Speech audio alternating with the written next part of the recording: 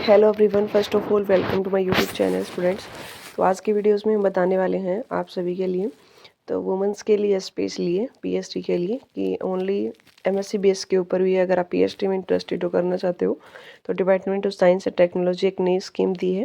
उसमें 31,000 आपका stipend fund रहेगा और 1 लाख रुपये भी मिलेंगे 1 ईयर में पीएचडी के वर्क के लिए। तो देखिए आप ये वेबसाइट्स में पढ़ सकते हो, यहाँ पे क्या मेंशन कर रखा है।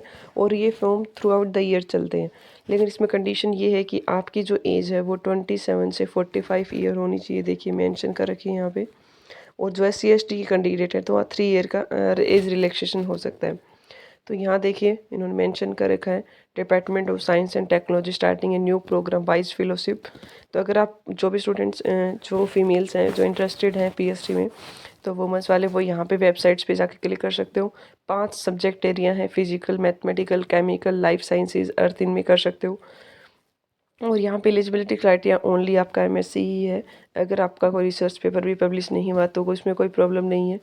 विदाउट नेट एंड गेट आप कर सकते हो इसमें एम्प्लॉय।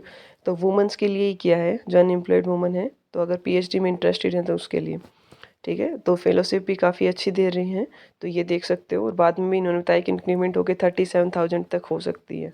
अभी आपको 31,000, तो जितना आप PhD करके जाते हैं स्टूडेंट्स तो उनके इक्वल ही मिल जाएगा आपको, जो वुमेंस अगर इंटरेस्टेड है। तो ये इंस्ट्रक्शन दे रखी है students, filling online application form. तो आप यहाँ पे ये वेबसाइट दिखाई दे रही होगी, इस पर आप खुद से भी गूगल्स पे आपको लिखना है STEP.online DST गवर्नमेंट, उस वेबसाइट पे जाओगे तो वहाँ सारे इंस्ट्रक्शंस आपके मिल जाएंगे। आपको भी ये PDF चाहिए तो आप हमें कमेंट कर सकते हो, हम टेलीग्राम पे सेंड कर देंगे आपको। तो यहाँ देख सकते हो स्टूडेंट्स, इन्होंने सब कुछ मेंशन कर रखा है कि किस चीज़ की है। फाइनेंशियल सेक्शन की एक स्क्रीनिंग टेस्ट होगा आपका, अगर वो आप क्वालिफाई कर देते हो तो आपका उसमें हो जाएगा PhD। 5 साल तो रहेगा मैक्सिमम, अगर किसी कोई फास्ट अगर पेपर हो जाता है तो 4 इयर्स भी हो सकता है। तो इसके लिए यही है कि फाइनेंशियल इशू ना हो।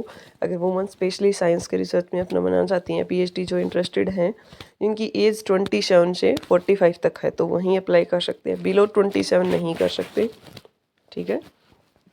तो ये फॉर्मेट दे रखा है यहाँ पे आपको। सेक्शन A में क्या भरना, आपका नाम, date of birth, father name, mother name, mailing address, permanent, ये सारे थिंग्स। हाईएस्ट क्वालिफिकेशन डालनी है स्टूडेंट्स, PhD अगर आप पहले से भी कर रहे हो या नहीं, यस और नो का। या एक्सपीरियंस अगर आपने कोई कर रखा है एकेडमिक पॉइंट से टेक्निकल तो वो डाल सकते हो, कहाँ से कब तक डेट है। अब उसके बाद सेक्शन B में डिटेल ऑफ R&D प्रोजेक्ट, जो भी आपको करना है, टाइटल क्या होगा आपका प्रोजेक्ट का, एरिया ऑफ स्पेशलाइजेशन, बाद में जो भी जिस साइंटिस्ट के अंडर आपको वर्क मिलेगा, जो भी आप स्क्रीनिंग करोगे फिर उसकी इन्फॉर्मेशन भी भरनी पड़ेगी। ये देखिए फेलोशिप दे रखी है इन्होंने कि आपका रेट क्या रहेगा, HRA कितना मिलेगा, रिसर्च ग्रांट कितनी मिलेगी, इंस्टीट्यूट ओवरहेड कितना मिलेगा। तो काफ़ी अच्छा है वैसे। तो कंप्लीट प्रपोजल, ये सारी थिंग्स हैं इसमें। पूरी PDF में डिटेल आप पूछ सकते हो। ये क्वेश्चंस होते हैं मोस्ट। देखिए क्या है API, प्रिंसिपल इन्वेस्टिगेटर जो वाइस PhD फेलो के लिए, उनको एज लिमिट देखो मेंशन कर रखी है 27 से 45। तो PhD जो पहले से कर रहे हैं और वो स्कॉलरशिप ले रहे हैं तो वो अब नहीं ले पाएंगे, उनका तो ऑलरेडी मिल रहा है उनको, तो उसके लिए नो है। तो यहाँ पे जो आपके बेसिक क्वेश्चन रहते हैं माइंड में तो वो सारे दे रखे हैं उन्होंने, ठीक है। नेक्स्ट अगर देखोगे यहाँ आपको certificate the head of institution में पड़ता है कि आपका जो भी नाम है, ये सारी थिंग्स भरनी है। फिर जिसके अंडर आप काम करोगे वाइस PhD प्रोजेक्ट का क्या नाम रहेगा, उनकी सारी इन्फॉर्मेशन, जो भी आपके मेंटर हैं उनके द्वारा, ठीक है। फिर ये गाइडलाइंस है रिसर्च अंडर जो आप करोगे, और दिल्ली के अंदर ही है ये। और इंट्रोडक्शंस दे रखी है सबसे पहले। फिर अगर आपको कोई क्वेरी पूछनी हो तो 2 सर के नाम है, एक मिस्टर शुभम गोयल है, दूसरा वंदना सिंह। इनके जब आप वेबसाइट ओपन करते हो तो कॉन्टैक्ट नंबर भी दे रखे हैं, तो वहाँ से आप डायरेक्ट फ़ोन भी करके भी पूछ सकते हो कि और कुछ प्रोजेक्ट रिलेटेड और कुछ थिंग्स आपको क्लैरिफाई करनी हो। फिर अप्लाई करने के रूल्स बता रखे हैं आपको करना क्या है। एलिजिबिलिटी क्या होना चाहिए, देखिए only women scientist having post graduate degree, मतलब मैन नहीं कर सकते, वुमेन साइंटिस्ट कर सकते हैं जो अगर पोस्ट ग्रेजुएट है, जिनकी मिनिमम एज दे रखी है। 2 ही कंडीशन है, मैक्सिमम जो कोर्स चलेगा 5 ईयर का ही रहेगा। PhD mandatory to work same scientific problem in PhD, वो कैन अप्लाई कौन, वो सही थिंग्स जो हम बता रहे थे आपको, क्या कौन अप्लाई कर सकता है, कहाँ पे आप फाइनेंशियल सपोर्ट के लिए कितना स्टाइपेंड मिलेगा, जनरल गाइडलाइंस क्या है आपकी वो दे रखी है। और वैसे ये form throughout the year ही चलते हैं, अभी जो स्कीम लागू की गई है ये, तो आप कभी भी भर सकते हो। जब आपका चेक होगा स्क्रीनिंग वगैरह सब कुछ, तो आप फिर उसके अंडर आप PhD स्टार्ट कर सकते हो अपनी।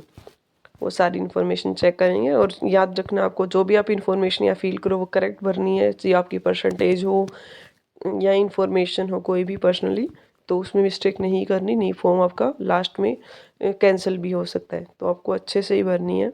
ये एग्जिस्टिंग अभी 31 है, रिवाइज होकर 37,000 तक जा सकती है। तो देखिए स्टूडेंट कितना अच्छा ऑप्शन है आपके पास पीएचडी के लिए। तो आई होप है स्टूडेंट्स आप सबके लिए यूज़फुल रहेगा। यही था कि वुमेन कैंडिडेट्स के लिए बिना नेट जेआरएफ भी आप कर सकते हो पीएचडी, और इतना मिलेगा आपको। स्क्रीनिंग होगा, एक टेस्ट है, तो आप ट्राई तो कर सकते हो एटलीस्ट।